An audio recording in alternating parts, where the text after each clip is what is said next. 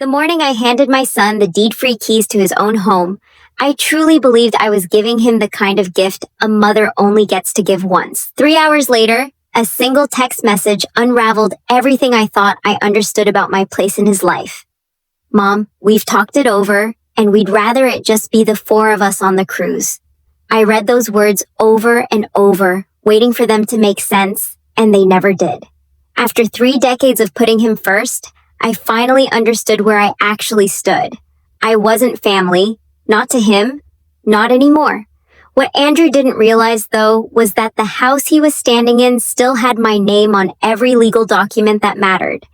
And by the time his ship docked again, that wouldn't be true for much longer. For 34 years, Andrew had been the center of my entire world. His father passed when he was still young, and I raised him alone, working double shifts, skipping vacations, shelving my own life so his could be full. When he brought Lauren home and they married, I opened my arms to her without hesitation.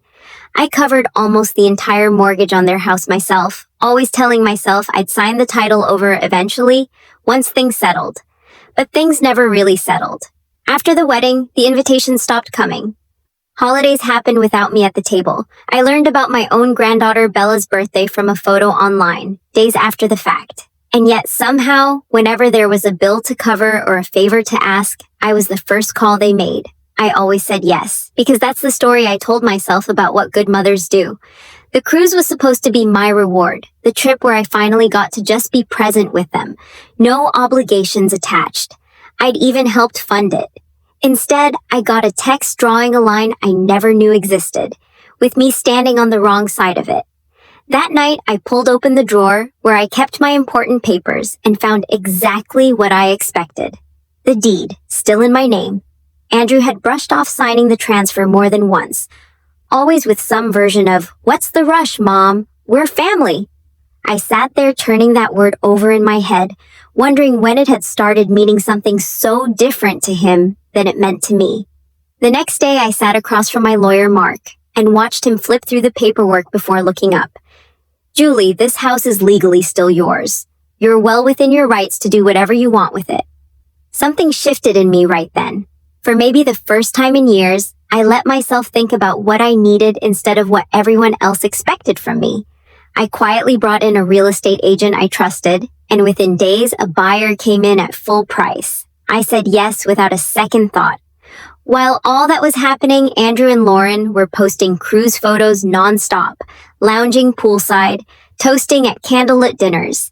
Then I spotted the charges, spa days, shore excursions, bar tabs, all run through my credit card. That was the moment any guilt I still carried disappeared completely. I canceled the card that same evening. The sale closed a week later.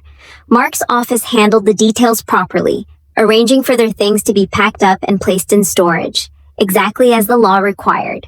A notice went up on the front door explaining that the house had been sold and directing any questions to my attorney. Then I found myself a little apartment near the beach and moved in. For the first time in longer than I could remember, I woke up to the sound of the ocean instead of a mental checklist of everyone else's problems. When Andrew got back from the cruise, my phone lit up non-stop with calls and furious texts. I let them go unanswered and asked instead that we speak through Mark's office. When we finally sat down together, Andrew looked hollowed out. "Mom, how could you do this?" he asked. I held his gaze. "I paid for that house. I covered every tax bill. I made the last mortgage payment myself. And a month later, your text told me I wasn't family." Neither of us said anything for a moment. He looked down at his hands. "It came out wrong. It wasn't what I meant." "No," I told him, steady this time. "It was exactly what you meant. You just didn't think I'd actually believe you." There wasn't much left to say after that. The sale stood. We were done inside of 20 minutes. Weeks later, an email arrived from Lauren's mother, Helen, telling me that Bella had been asking why her grandmother had vanished. Reading that broke something open in me. That Sunday, Helen drove Bella out to see me. And the second she spotted me, she came running with her arms out, yelling, "Grandma!" We spent the afternoon baking cookies, walking the shoreline, gathering shells, laughing until the sky went orange. Watching her laugh like that reminded me that a child should never have to carry the fallout of what the adults around her got wrong. Months went by. Andrew eventually came to me and admitted, through tears, that he'd let his marriage pull him away from me, and that he was sorry. This time, I believed him. Slowly, carefully, we found our way back to each other. He started bringing Bella around regularly, and before long, my little apartment had become her favorite place in the world. One evening, while Bella built a sandcastle nearby, Andrew sat down next to me and asked quietly, "Do you regret selling the house?" I watched Bella press tiny shells into the walls of her castle before I answered. "It was never the house I wanted back," I told him. "It was my self-respect." He just nodded.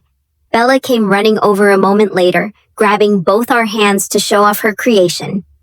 "This part's Grandma's room," she announced, "and this one's Daddy's. Everybody gets to stay here." As the sun dropped behind the water, I finally understood something it had taken me far too long to learn. A home was never really about who paid for the walls. It's about the people who actually choose to see your worth. And sometimes the most important thing you can give the people you love is showing them exactly where that line is.